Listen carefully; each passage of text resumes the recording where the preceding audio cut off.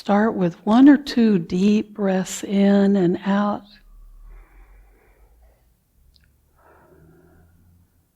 Help you to relax a little bit more.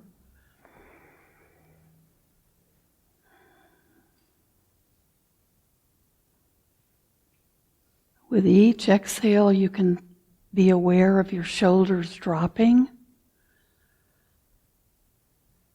That can help you relieve a lot of tension.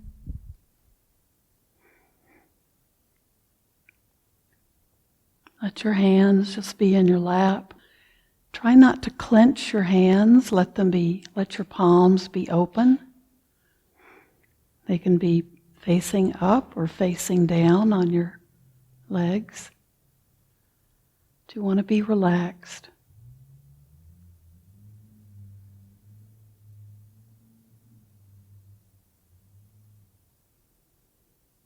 And if all you do for your practice is to really relax your body and to really let your mind get a little bit still, that's absolutely what you're supposed to be doing.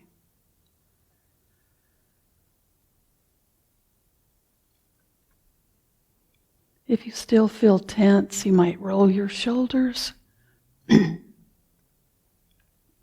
You can change your position. You don't have to be a stone.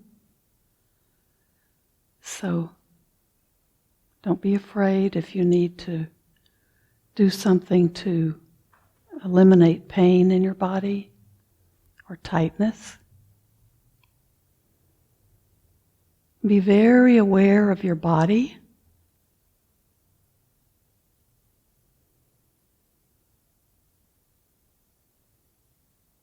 And be aware of your mindfulness.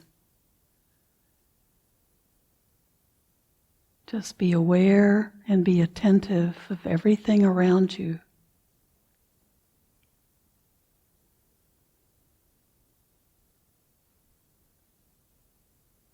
And see if you can drop judgments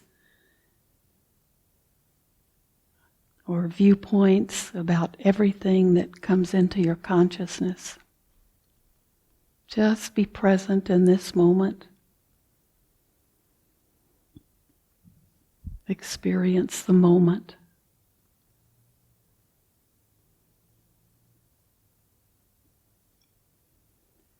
And as you experience the outer world, be sure you're looking at how it affects you. To be an observer.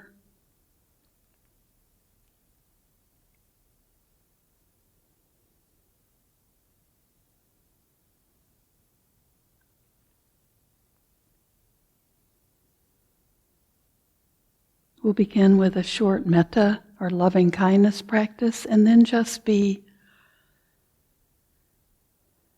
sitting with our minds. So we begin this practice by thinking first of ourselves. We know that self-care, self-compassion are so important in this world and in our lives. If we don't learn to love ourselves and befriend ourselves, we won't be able to befriend other people or love other people. There'll always be something missing, and that's the self-compassion and self-love.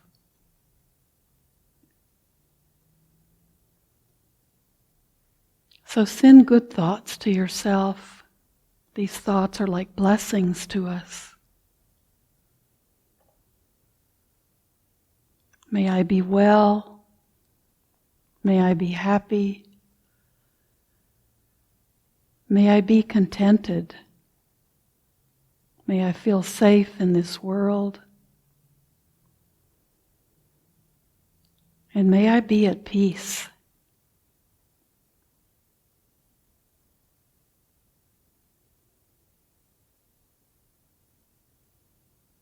You can use your own words. Just say them over and over in your head.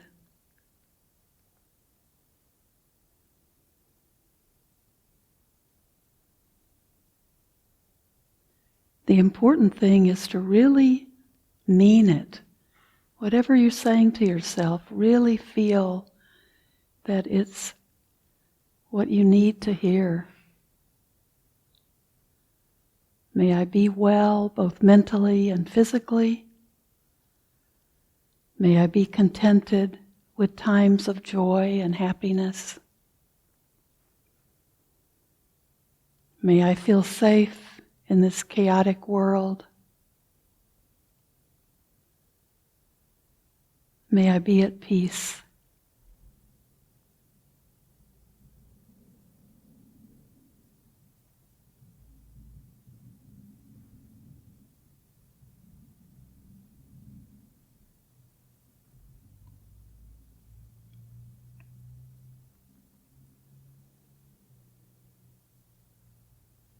Sometimes we may need to just work with ourselves. If you've got a lot going on, if you're troubled, if you're in emotional distress, just keep focusing on yourself. But if you feel ready, then we move on a little bit further away from ourselves, but still very close. So think of your loved ones. Could be your family members, your dear friends, your noble friends. May all my loved ones be well, both mentally and physically.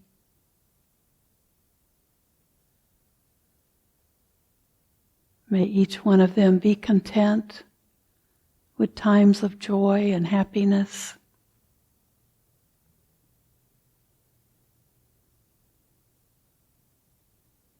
May each one of my loved ones feel safe in this world. And may each one of them be at peace.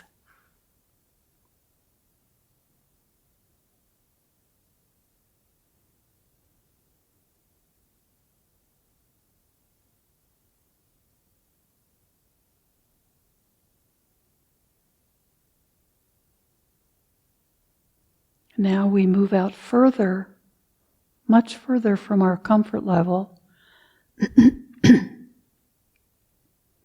When we think of a stranger, think of someone you've seen today, maybe even someone here at the temple who you don't know. You don't know them yet, so they're still a stranger. You don't know their opinions and their viewpoints, but you can see their face.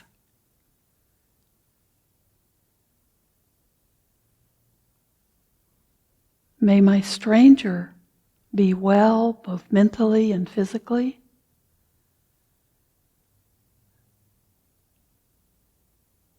May my stranger be contented with times of joy and happiness in their life. May my stranger feel safe in this world.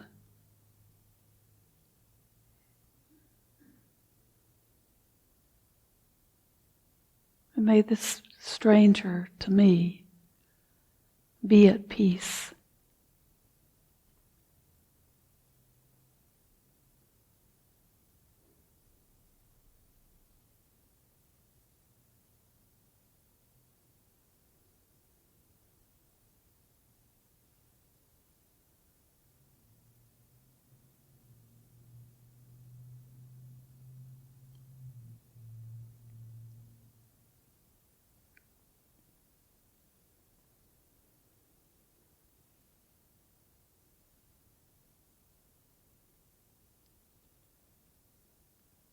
Now just begin to radiate out this metta, loving kindness, friendliness, goodwill. Let it radiate out from you.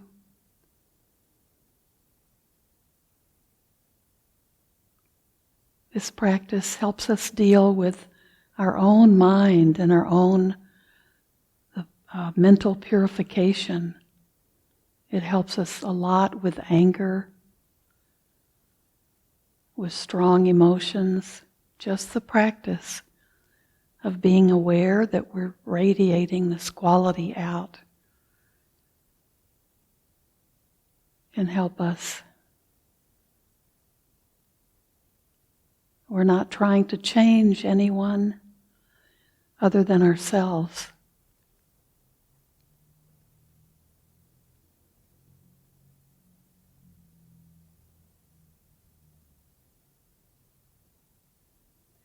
So now think of all living beings. May all living beings, human and non-human, beings invisible to us, or those we can see, all living beings on this planet and throughout the universe, and just let this quality radiate out to infinity. No need to stop it. Just let it go.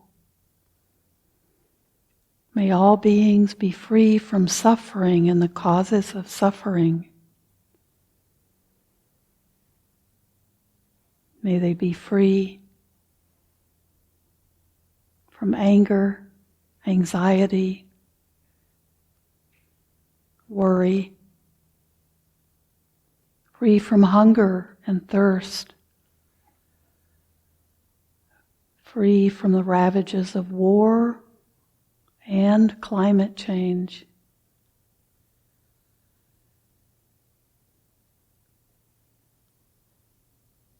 May all beings everywhere be able to care for themselves or be lovingly cared for by others. And may all beings everywhere be at peace.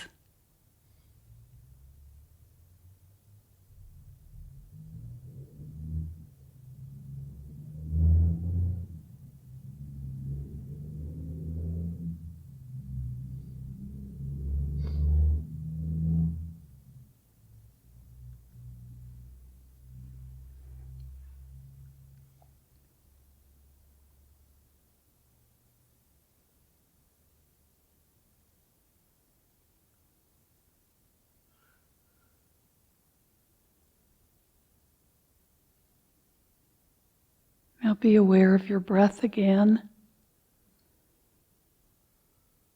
And just pay attention to each breath you take. Breathing in, breathing out.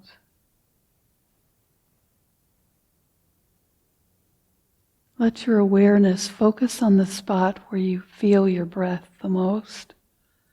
So for some, it's around the nostrils.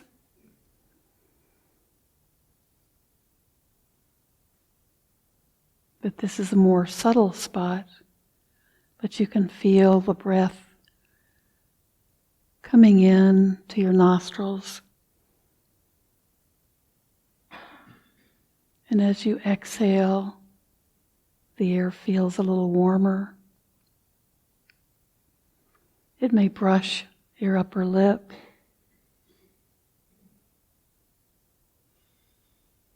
And just notice, be aware of it. You can be aware of a short breath or a long breath or a deep breath. You're breathing.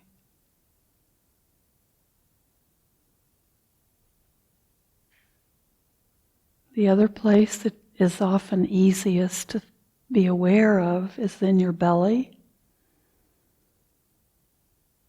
When you inhale, you can notice that your belly is expanding. And when you exhale, you can feel it contract a bit.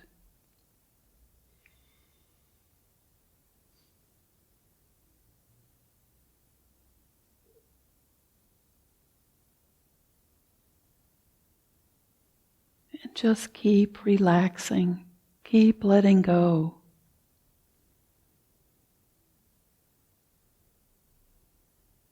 Whatever you're holding on to, just let it go.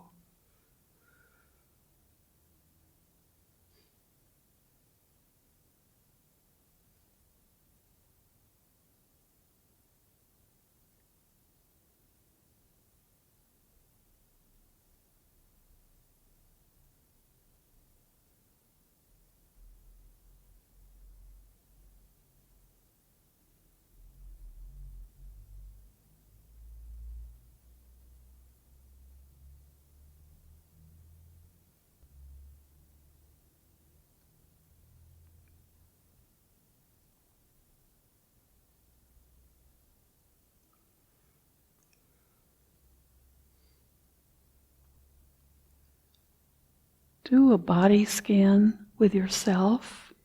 Just start at the top of your head and move slowly through your body. We can do it together. Just starting at the top of your head, just go down and be aware of skin and flesh and bones. So all of the elements that make up the body. And as you go through your body, be aware of that part of the body.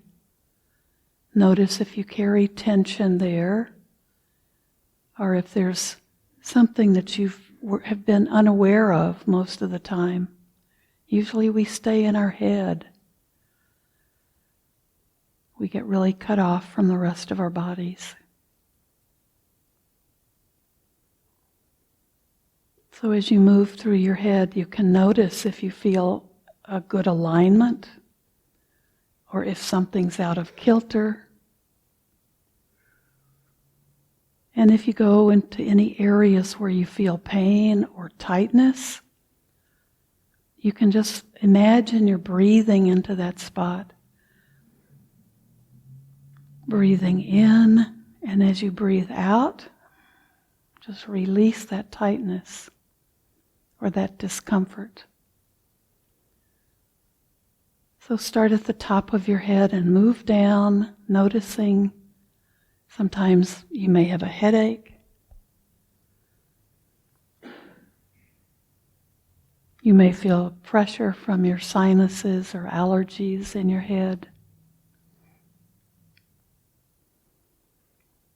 Breathe into those spots and see if you can just imagine letting the air coming in, and then breathe the air out, taking away some of the tightness and pain. And be aware of your face.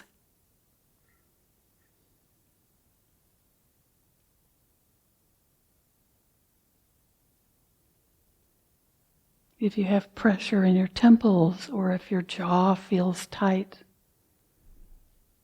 just let that lower jaw drop just a tiny fraction of an inch so your teeth aren't touching. Sometimes we clench our teeth and cause that pain. Move down through your neck. Be aware of how it sits at the top of your body. Move through your shoulders.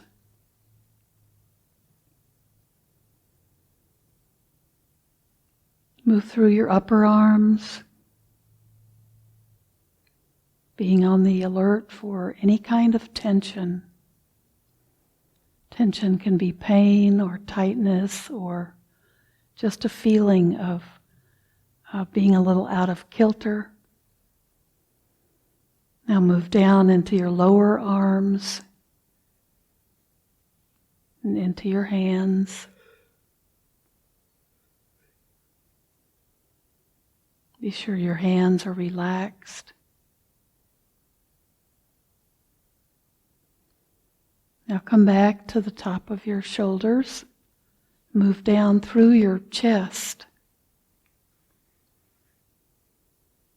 You can feel a little bit of your breath in your chest, but we want to feel it more in our belly. That lets us know that we're getting a deeper, fresh load of air. If you only breathe in your chest, that's usually a sign of fear or anxiety. So allow it to go deeper. And be aware after you've gone through the chest part of your torso, then go down where your stomach is, and then down into your abdomen, where the intestines are, the kidneys are at the back. So be aware of the back of your body, the front of your body, and inside and outside your body.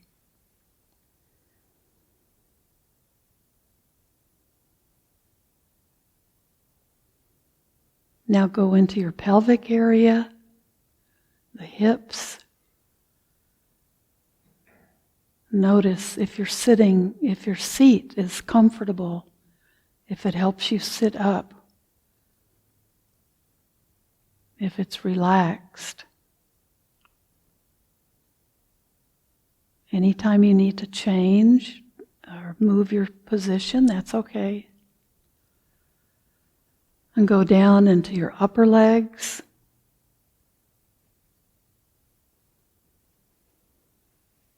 As you go through your knees, massage your knees a bit. Not only does that feel good, but it helps lubricate this part of your body.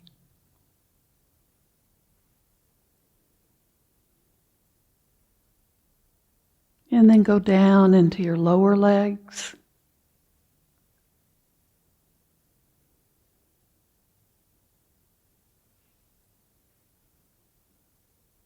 And then through your ankles and into your feet.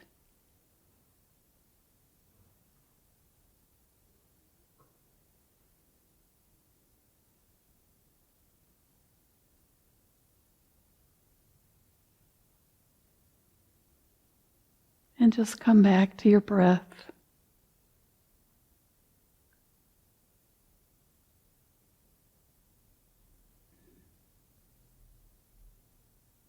Let everything go. Be aware of everything around you coming to you through your sense doors, but don't get caught up in it. Just be aware and then let it go. Even our thoughts, we consider our mind as one of our senses. So even your thoughts, we can't repress those thoughts, but we don't have to get caught up and feed them with our attention. So just let your thoughts come and go. Anytime you get distracted, when you notice it, that's the time to come back. Be with your breath.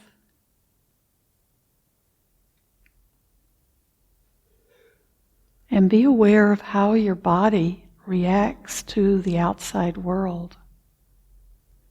So how does your body react to everything your senses are picking up on?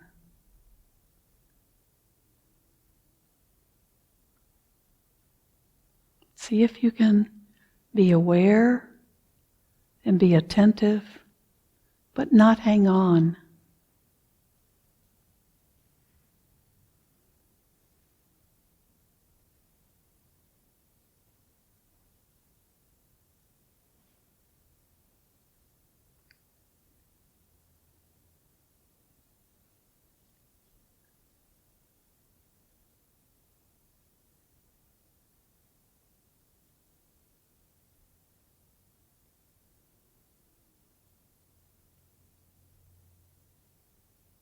Know if your body is relaxed or not.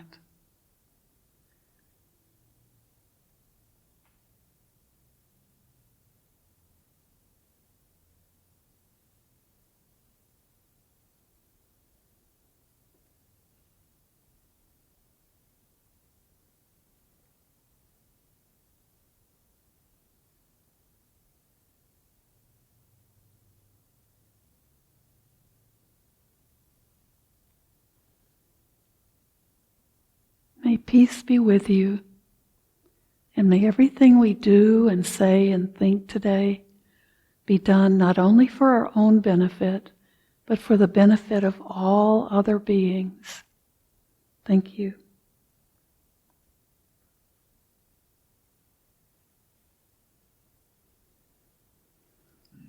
So let's do the chanting. You can join in if you should have a chanting book in front of you. And we start on page 4. Namo tassa bhagavato arahato samma sambuddhassa.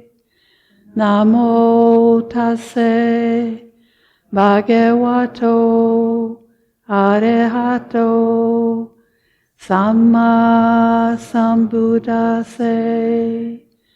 Namo tassa bhagavato arahato samma sambuddhassa. Buddhaṃ saranang gacchami, Dhammang saranang gacchami, Sanghang saranang gacchami.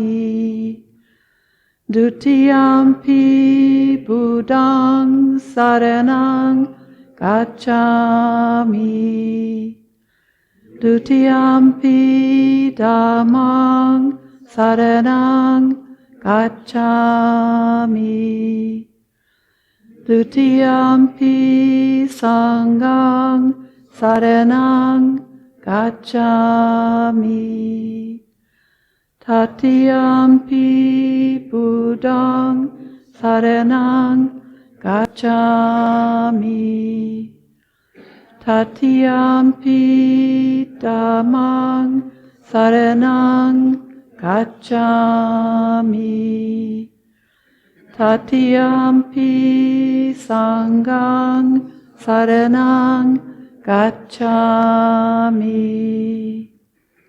Anicca vata sankhara upadevaya dhammino upajitva nirujjanti te sangvupa samosukho sabbe sattva avera hontu, sabbe sattva abhyapaja hontu, sabbe sattva anika hontu, sabbe sattva sukhiyatanam pariharantu. Mano pupangama dhamma, mano seta mano maya, manasache padutena, pasati va karoti va, tato nang dukkha manveti, chakkhang vevahato padang, mano pupangama dhamma, mano seta mano maya, manasache pasannena, pasati va karoti va, tato nang sukha manveti, chaya ve'ana payini. Mind is a forerunner of all states. Mind is chief, mind made are they. If with a corrupted mind one should either speak or act, suffering follows caused by that, as does the wheel follow the axis hoof. Mind is a forerunner of all states. Mind is chief, mind made are they. If with a clear and confident mind, happiness follows caused by that, as one shadow that never leaves. We believe in generosity towards others. We believe the skillful, noble path is marked by generosity. We believe generosity has many levels. Think generously, speak generously, act generously. We believe generosity is the heart of our spiritual practice, and this practice allows us to become accepting and forgiving. We believe extending generosity to ourselves and others is a direct way of healing division, bringing joy, and nurturing the spiritual community for years to come. May I become both now and forever, a protector for those without protection, a guide for those who have lost the way, a ship for those with an ocean to cross, a sanctuary for those in danger, a lamp for those without light, a place of refuge for those who lack shelter, and a servant to all in need. By means of this meritorious deed, may I never join with the unwise, only the wise. I attain nirvana.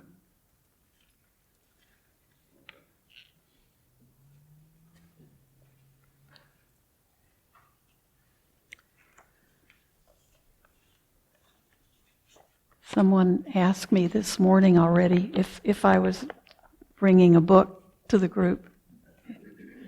And you can see all these little marks I have in it.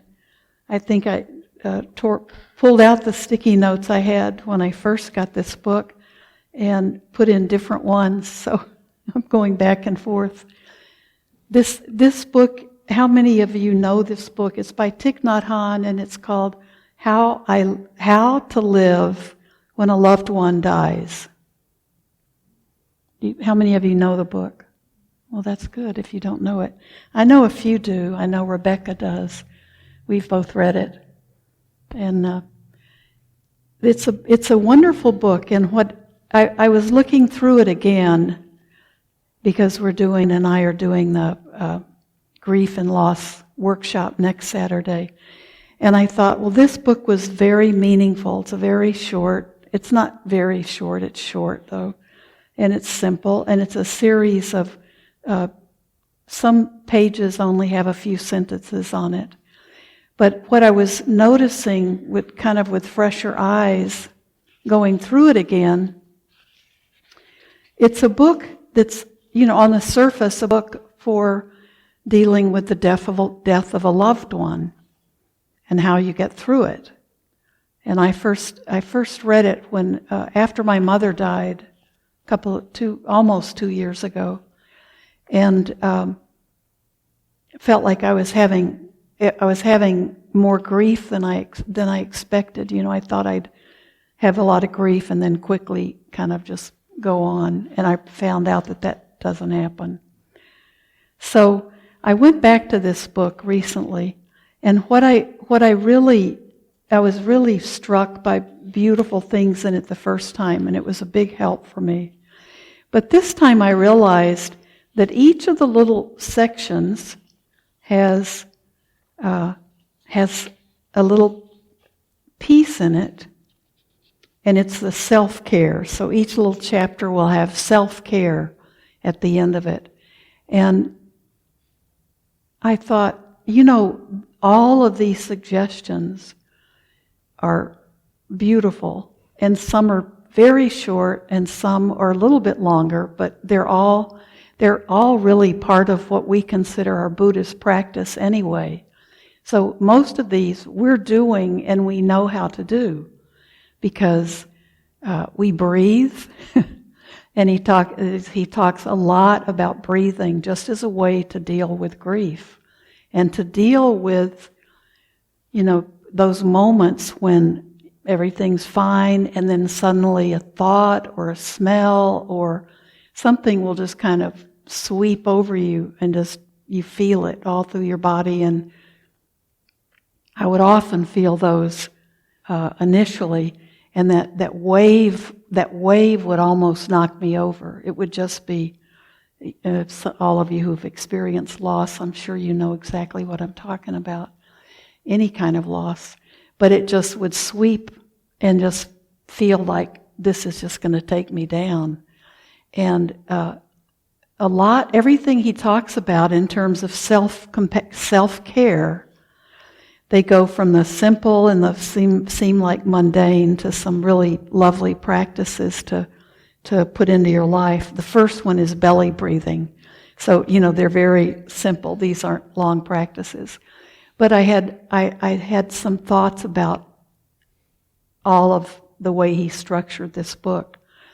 Making things be about self-care is wonderful, because we have to be. Sometimes when we're grieving, I think we're only thinking about the person we've lost, or maybe we've been a caregiver, maybe we've been had other involvement, and I'm only talking right now about losing someone or losing a pet. But we often may have gone through a long period of neglecting ourselves because we've been a caretaker. So I love that the very solutions, or the way to work with grief, the very first one is self-care. And that's something that we know, because whenever we do loving kindness practice, we're always reminded that we start with ourselves. And so I love that his book starts with self-care. And it's not being selfish. It's caring for ourselves so we can keep going ahead in our lives, doing things for others and helping others. But what really struck me was all of these things in this book are the things that we practice. Now, Thich Nhat Hanh was a famous Buddhist teacher, but this is a book anybody could read. You wouldn't have to be Buddhist to read this book and get a lot of value out of it. But our very Buddhist contains every single element in this book. And it made me realize, if we're practicing, if we have a practice, a meditation practice that's regular, and if we practice if we live the Eightfold Path, if we're always trying to be mindful at all, well, being mindful goes from just an exercise in mindfulness to trying to be mindful with every breath and every step. If those are our intentions, and those are our views about ways to be in the world, we've got all the solutions. We've got all the self-care remedies we need. We don't need to do anything special. And we hopefully have noble friends we can go to and talk to, and so that was the first thing I thought. And then I also I've been really aware for myself that the news these days and the war going on it's not just in the Middle East, it's everywhere. And it's very hard to take in. And I have a few things I do. I don't watch visual images, so I don't watch any kind of I read, and I feel like for me it's important to basically know and be aware of what's going on in the world. But it just becomes overwhelming. And that is another form of grief that I think a lot of people in the world today are going through. It's a grief for the condition of the world and beings, and what we're doing not only is climate change wreaking havoc with us, but when we have these awful wars and bombings, we're just tearing up the earth that nurtures us and making it impossible to live on it. We're destroying big, huge chunks of the earth. So those are things that we're all grieving. And you may not even be aware of it, but the knowledge that's there we're all smart enough to know this is going on. And when I talk about these self-care issues, we have to remember it's not just losing one person or someone who was part of your family or was a loved one. We're grieving over all of the people who are caught up in such a horrible, we can't even imagine what their lives must be like right now. And when there's no food and no energy, and for doctors who can't even treat patients because they don't have anything to work with. So we understand that, and whether we focus a lot of our attention on it, it's there, and there's grief. And I think it's really good to acknowledge that kind of grief. And especially when it's far away, there's not much more we can do than be a witness of it and know that this is, just be aware and do the things that we can do and not feel guilty, but to know that we can also practice loving kindness for all of those people in those war-torn places. And we certainly need to practice grieving for Mother Earth, right? So I wanted to just share I'm just going to share very lightly, but the fact that we all have things we're going through. So maybe there are things that are not a tragedy or not grief, but people are changing jobs or losing jobs, or having people they've worked with for years maybe leave or retire or go somewhere else. Those are little grief situations for us, some bigger than others. But we may be going through a move, we may be going through a loss of a relationship, whether it's a spouse or a good friend. We've got changes going on all the time. And changes are a constant in our world. So they may be, there's a lot, the three marks of existence. Not only is it dukkha or suffering, but it's also anicca, which is impermanence, which is that everything is always changing. And then dukkha, or the suffering, is the third. Those are things that all beings experience. And that because the Buddha he so sharply recognized that's in all of his teachings.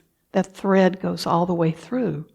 So if we didn't have any change, we'd be dead. If we suddenly, nothing ever was going to happen to us again, we'd be dead. That's by definition. So things are going on with us all the time, just our molecules and things moving around. So we can't say all change is certainly not bad, but change can present us with situations that we grieve, and it's okay to grieve.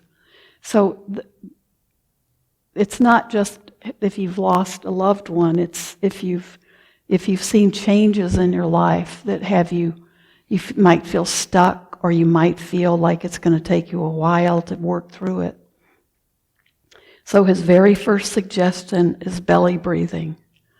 So in the meditation, when we do a body scan, I always think about the belly, because that belly breathing is really important. When it means you're breathing deeper, so that oxygen's, it's getting down there, and it can be very good for he recommends it. It's just stop and do some belly breathing.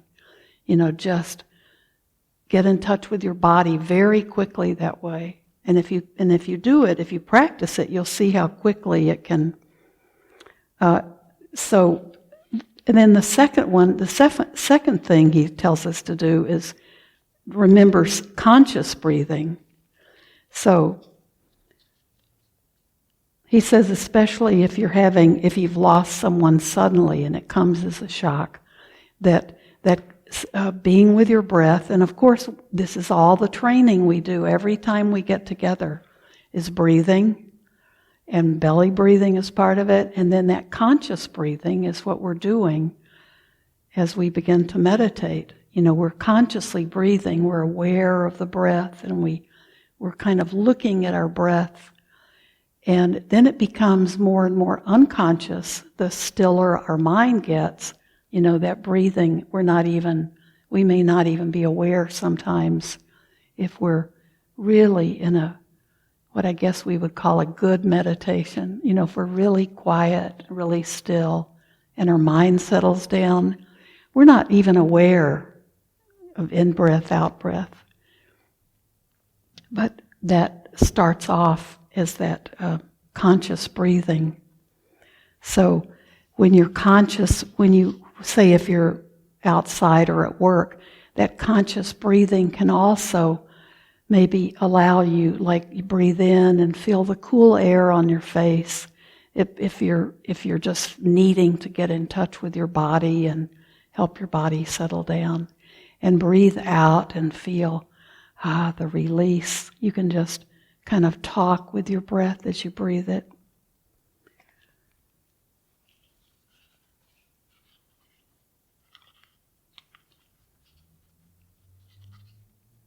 There's one about here's the one I didn't want to miss. Self-care, finding relief in walking meditation. So most of us have done walking meditation, or I thought we could get up and do it, but I didn't want to take that time unless we could do it longer. But walking meditation can be just going out to your car in the morning or walking to the train. So you can use lots of opportunities to be walking meditation. And it's meditation when you're conscious of your body moving through the air and your feet touching the ground. So, and most of the times when we walk, our minds are all over the place, or thinking about the day, or talking to someone else. And try to really think of walking more often as walking meditation. You don't have to walk super slow or hold your hands a certain way. You can just be strolling along, but you can be very aware of make sure you know every time your foot touches the earth, and be aware of that foot instead of having to worry about your breath, feel your body walking.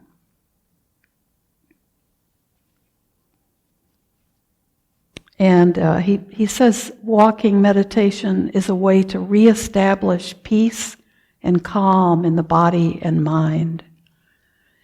Try to do it every day. So the next self-care is embracing and calming our painful feelings. And when he does this, he has some phrases to use. I'll just read one of these little sections. Aware of the state of my mind, I breathe in. Smiling to the state of my mind, I breathe out. Aware of mind, smiling. Experiencing the pain of grief in me, I breathe in.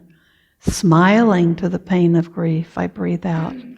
Experiencing grief, smiling.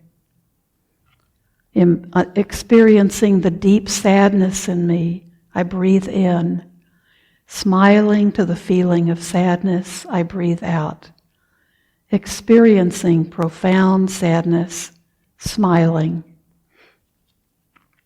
So he has several other little short verses, and they're just beautiful. So you can create one for yourself or use his. So even experiencing sadness, we can smile at the sadness. And he talks about embracing our grief, embracing our sadness.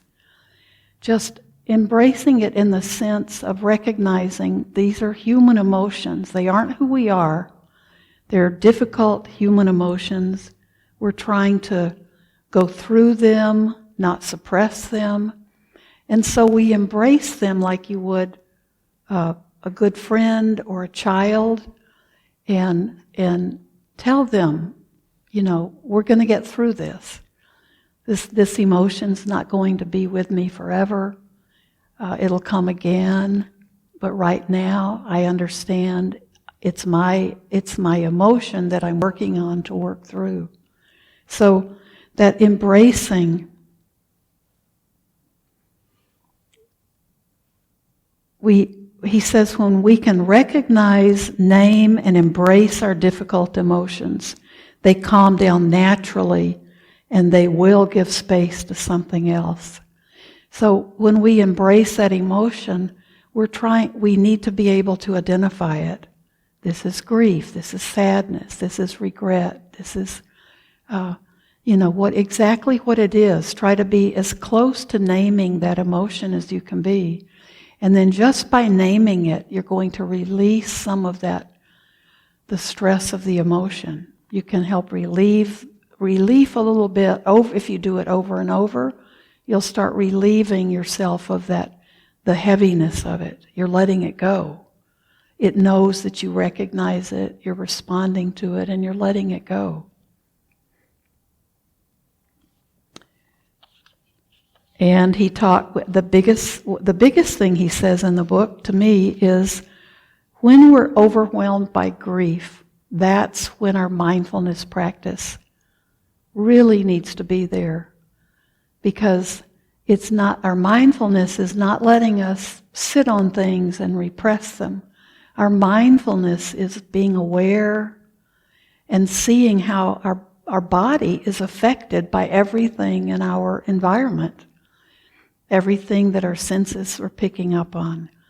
Mindfulness is not just the awareness of right now in this moment, but it's the awareness and seeing what it's doing to you. So when I hear that sound, with that big truck rumbled by during meditation, when you heard that sound, instead of trying to think, oh, what kind of truck is that? Or, oh, there goes that damn truck again making those noises. There's a lot of construction work going on in Woodstock. Or can you just, being mindful would be, you hear the noise and be aware if it causes a reaction in you. Be aware if it irritates you. Be aware if it pulls you, if it's a distraction in your meditation. But that awareness is what you're looking for. How am I reacting to this? Can you just be aware it's sound and be right back in your meditation? So it's just he again and again says mindfulness will help us more than anything else as we go through grief. So you may be the happiest person in the world today, but at some point there will be sadness or grief in your life because you're a human being. And so a lot of what we're doing as Buddhists is training, so we're prepared for whatever. We know that life keeps going on, and dukkha, anicca, and anatta. So our ego gets in the way, and that's anatta. That's thinking everything, that this is a solid person, and I'm going to die someday, and there's not going to be anything anymore. Or, making sure I'm going to go to heaven. We have too much of that involvement in our ego. And anatta is that dealing with change. Nothing is permanent. So everything that's wonderful will change or go away, or we'll get tired of it. And then the things we love will go away. And then dukkha is that suffering, that we know there's suffering, but there's a way out of that suffering. And so that's what the Buddha's whole message was for us. So our time's almost up, but I'm going to very quickly read a few, just self-care, stopping and looking deeply. And that's just stopping and giving yourself time to experience the feelings you're having. And the self-care is stopping to rest. And a body scan is a very good way to relax and rest, or just take the rest you need. And each time one of these painful feelings comes back, we just wave and say hello and goodbye again. Hello, my sadness, my despair. I know you are there. Goodbye, my sadness, my despair. Slowly we become more relaxed, and over time healing takes place. So all of these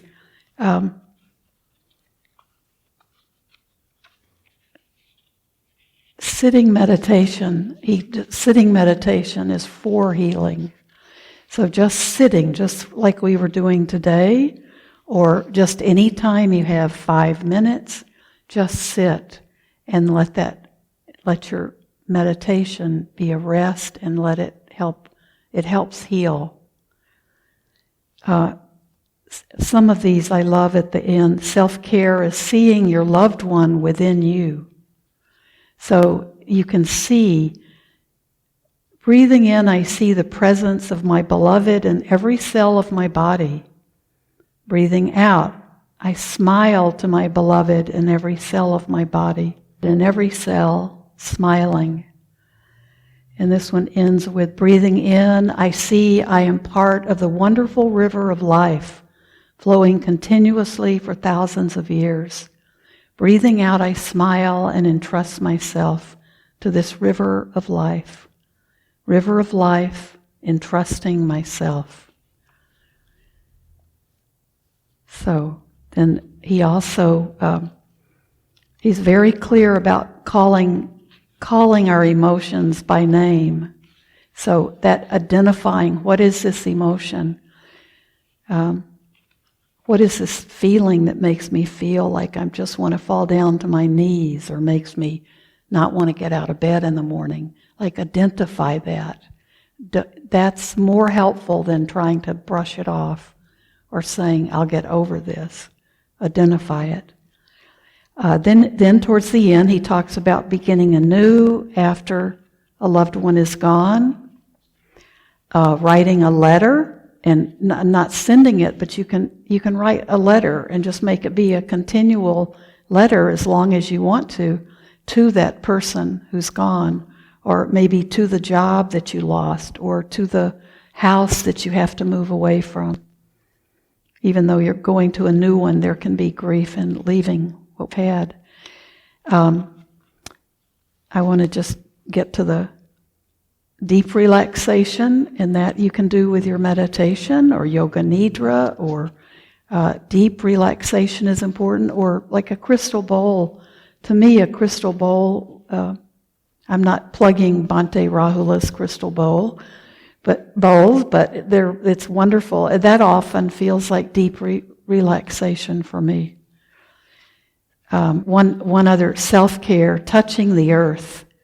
And this is one that all he's saying he wants you to do when you can is stand on the earth, even if you can't be on grass, and just get down on the ground. Maybe lie down, face first, or just squat down and touch the earth and make at least three touches. Or if you get down and you want to bow 3 times, but just be in nature and connect with the earth in the way that seems appropriate to you. And I thought that's a really good one. I love the baths in the forest. Those are a wonderful thing to do. Making an altar for your loved one. You can take little things that remind you of that person, and maybe put it, if you have a Buddha in your home, or if you have a special place, maybe put something that you find that belongs to that person, or you've been somewhere and you want a memory of it. You know how we get souvenirs. But if you have little things that might come from the house you're leaving, or something that reminds you of a certain place, just make that into a little altar or a shrine. It doesn't have to look like anything. It might just be a little bowl that you put little things in, or you put it by a candle. But things that honor that for you, so you can more and more, you just look at it and it's a beautiful memory. So I want to end with the 5 remembrances. I am of the nature, and this is from the Buddha, I am of the nature to grow old. There is no way to escape growing old. I am of the nature to have ill health. There is no way to escape having ill health. I am of the nature to die. There is no way to escape death. All that is dear to me and everyone I love are of the nature to change. There is no way to escape being separated from them. I inherit the results of my actions of body, speech, and mind. My actions are my continuation. And there is one more, and that is, there are two more. Cultivating gratitude. And cultivating gratitude can help us really begin to move on, but we can see it in the midst of the grief. We can have gratitude for the things that we do see and are helpful. So you can keep a gratitude journal. And then the morning smile. This is a thing we can be grateful for. Waking up this morning, I smile. 24 brand new hours are before me. I vow to live fully in each moment and to look at all beings with the eyes of compassion. And compassion and gratitude, but primarily compassion, is a way to get out of that ego, to get too fixated on ourselves. Sometimes just being aware of other people can help us get out of our own grief for the moment, or doing something kind for someone else. So, thank you very much. And hopefully if you have grief in your life, that you're moving through it and working with it and all those other little life changes and stuff that we go through.